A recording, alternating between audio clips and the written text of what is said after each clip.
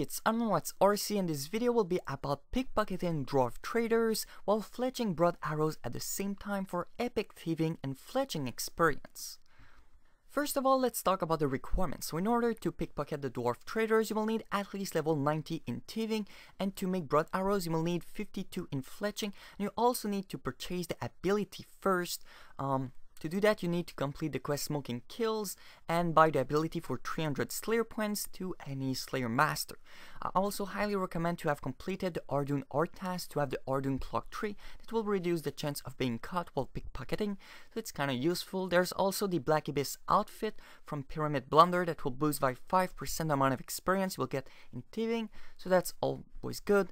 And finally, at level 62 in summoning, you can summon Abyssal Lurker, and if you use its ability you can get a +4 in thieving level, so in theory it should boost the amount of experience you will get in thieving. Now for the items, this is what I recommend. So to make broad arrows you need Headless Arrow with broad arrow head. You also want to bring Glove of Silence that will reduce the chance of being caught. They are optional but highly recommended, and you can also use Abyssal Lurker with the scroll like I've just mentioned, but in this video I won't be using it. For the equipment, the Ardun Clock Tree, some armor that will be useful, like you will soon see if you need to trap the cards, but it's not really needed. And obviously if you have a Black Abyss outfit, then bring that instead. Glove of Silence, obviously, and there's an aura that will reduce the chance of being caught. It's called the 5-finger discount aura, but it's not really needed.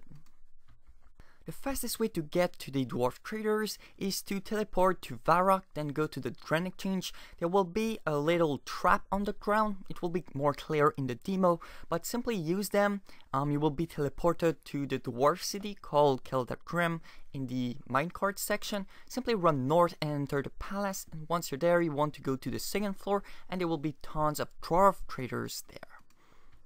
Okay, so first of all, go to the Thieving Exchange, and this is the trap I was talking about. So simply click on it, select the yes option, so travel to Keldar. You will go to the minecart section, enter the palace, go to the second floor, and the very first thing you want to do is to trap the guards. So in this world, the guards are already lured, so I will simply opt to a random wall, so I can show you what to do if the guards are not lured yet. So right there are guards. If you try to pickpocket a trader, you will get attacked. So what you need to do is to lure them. It's very easy. Simply attack the 4 guards to the north, and then you want to go to open the door to the northwest. So it's very important to use the northwest section. If you go to the northeast, it won't work. So luring is pretty easy. You just stand at the spot where I'm standing. You move 2 steps, close the door, and that's it. The 4 guards are lured. Then you simply want to repeat exactly the same thing, but with the guards to the south.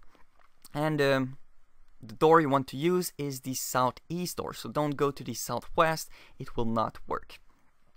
So simply lure them exactly the same way, close the door, and you're good to go. So now in order to fletch and pickpocket them at the same time, this is how the setup should be. So make sure that your inventory is very close to the Dwarf Trader, make sure that you have a Glove of Silence, and you're pretty much good to go. So how it works, you simply try to pickpocket them by clicking on them. If you fail, you will take 10 damage. It's not really big, but in the meantime you want to click as fast as possible on your broad arrows to create them. So in theory you should always be able to make at least 2 sets, but if you're fast enough, 3 sets is pretty easy to do, and there's not that much to say. Make sure that you check your Glove of Silence equipped, because they can get broken, so if they do, then simply equip another pair, and if you run out, simply go to the bank to the west of the city. And yeah, that's pretty much it. You click, if there's a little delay and you get it, simply click on your broad arrows and craft them.